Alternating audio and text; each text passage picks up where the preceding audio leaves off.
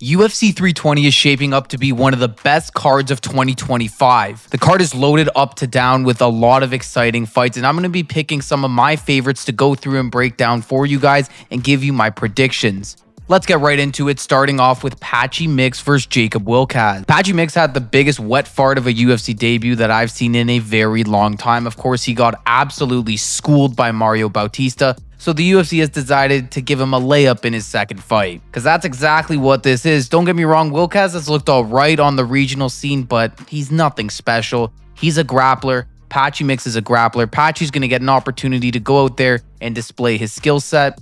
They're giving him a gimme here. They really want him to get on track because what happened against Mario Bautista definitely wasn't planned. Next up, Chris Gutierrez versus Farid Basharat. This is a pretty interesting fight at 135, and this would have been a lot more interesting if it happened a couple years ago. Chris Gutierrez recently just hasn't looked like his former self. There was a point where he was able to hang with some of the best strikers in the bantamweight division, and that's just not the case anymore. Farid Basharat, he's a lot younger, undefeated in his UFC career, and this guy he's nothing crazy, he's nothing too special, but he knows how to get the job done. Has notable wins over guys like Taylor Lapulus and Damon Blackshear, which is a lot more than Chris Gutierrez can say for recently. Farid Basharat, I think, wins this fight. I think he's going to be a little too quick for Chris, a little too technical, and he'll walk away with a boring decision win. Up next, Edmund Shabazian versus Andre Muniz. This is an interesting one at 185. A lot of people are going to be picking Shabazian to win this fight because, well, Andre Muniz just kind of sucks, and he does suck to an extent, but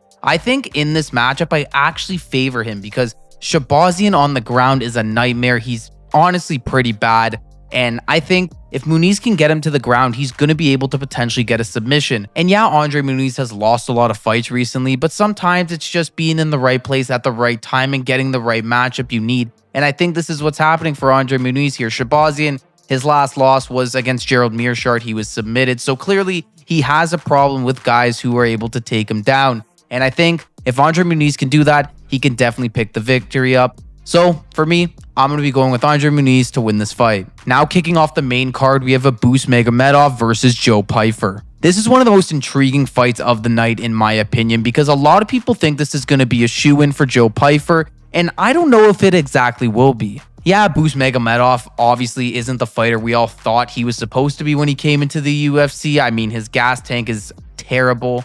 Even though he looked good against Bruno Ferreira last time and finished him in the third round, typically his gas tank has been terrible. And yeah, he can strike, he can grapple, he's got it all.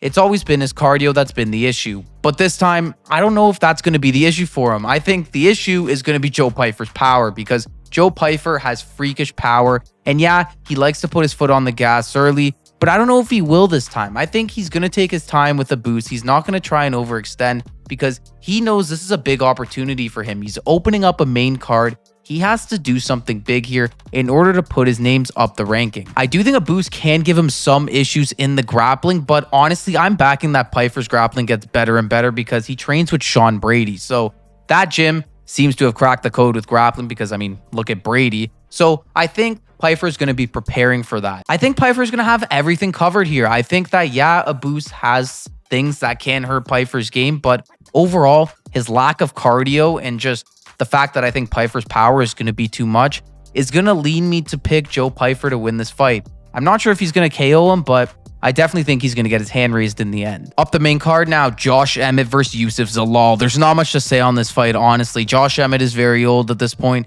Youssef Zalal's hitting his prime in his career. He's a great grappler, better than Emmett, and he's honestly probably a more technical striker than Emmett at this point as well. I think there's just a massive skill gap here. I'm going to be taking Youssef Zalal to win this fight. I don't really see a world where Josh Emmett wins. Now onto the featured fight on the card, probably my favorite fight on this card, Khalil Rountree versus Yuri Prochazka. What a fight we have here at 205. This is essentially a #1 contenders fight, and oh my goodness, am I excited. Yuri Prochazka, one of the most violent and entertaining dudes in the UFC, and on the other side of him, you have a warrior in himself in Khalil Rountree, who's willing to put it all out there and give the fans a bloodbath. Both of these guys are all action. They're both going to be on the front foot, but who do I think is going to win? It's tough to call because both of these guys excel in different areas of their game. Yuri's awkwardness and unique style of striking can honestly benefit him sometimes, but it can hurt him as well. In this fight, I can see it benefiting him because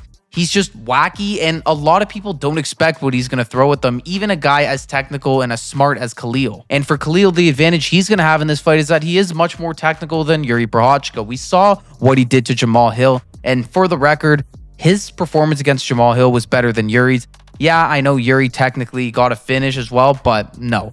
I think Khalil schooled Jamal Hill for 5 rounds, and he just looked amazing in that fight, honestly. I have no other way to put it. His Muay Thai is on another level, and I think if Yuri decides to go into this fight like he has some of his previous ones with his hands down, that's going to be a major issue for a great counter puncher like Khalil. But his hands weren't down in the Jamal Hill fight, so I don't really expect them to be now. I think it's a really tough fight to predict, honestly. My head's leaning towards Khalil Roundtree because I do think he's the more technical out of the two and the more high-level fighter. But Yuri Prochazka is definitely more dangerous and can take your lights in an instant. So I picked against Yuri Prochazka last time.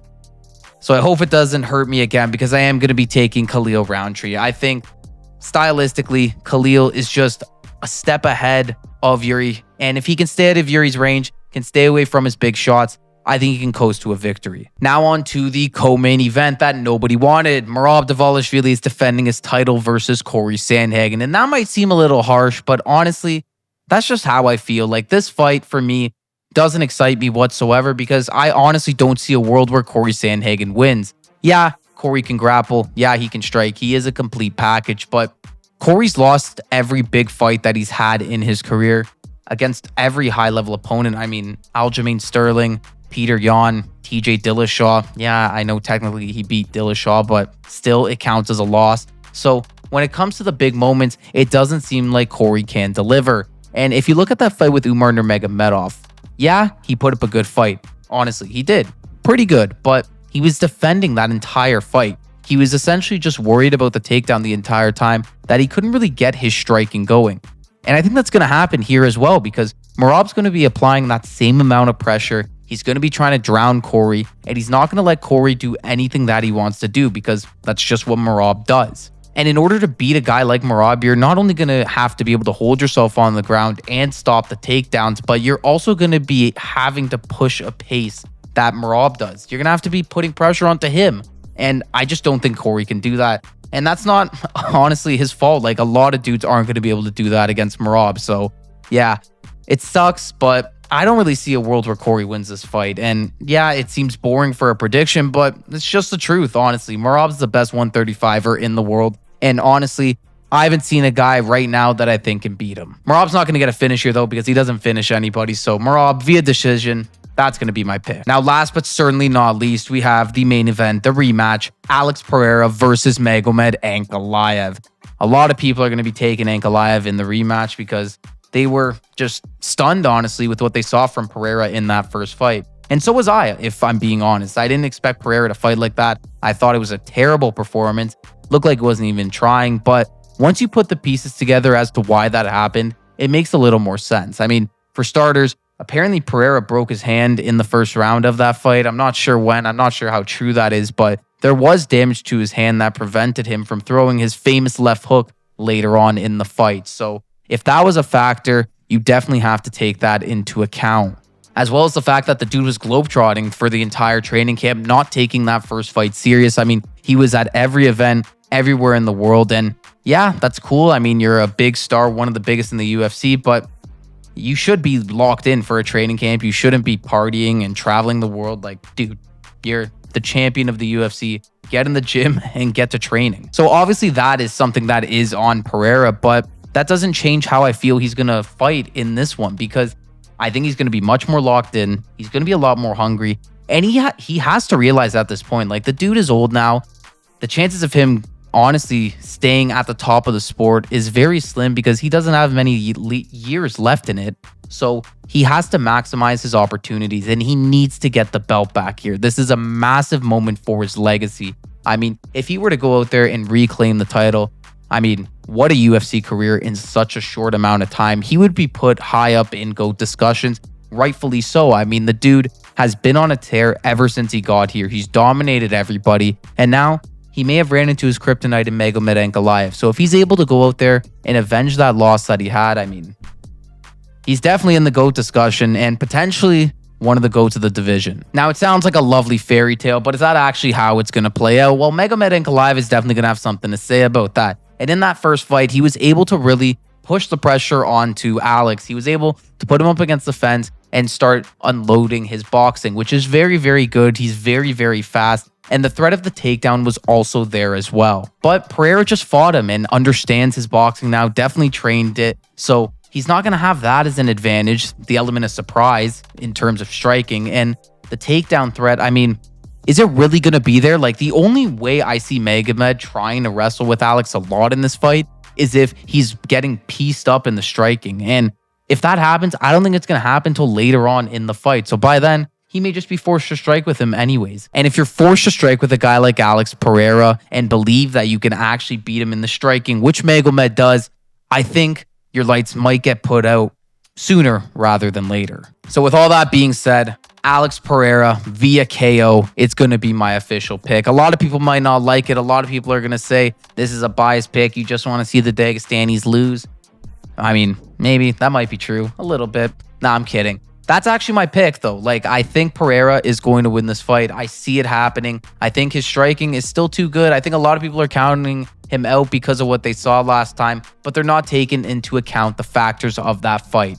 Pereira has a full training camp now. He understands Magomed Ankalaev striking, and I think he's going to put him to sleep. Well, there you guys have it. Those are my official picks for UFC 320. I know I didn't go through the entire card, but I picked out some of the fights that I thought were the most important because I didn't want to bore you guys with an entire slate. So if you guys want to see something different in the future for that, let me know. If you want me to go through the whole card, I will, but I kind of just didn't for time purposes. But now I'm yapping like crazy, so maybe I should have included it.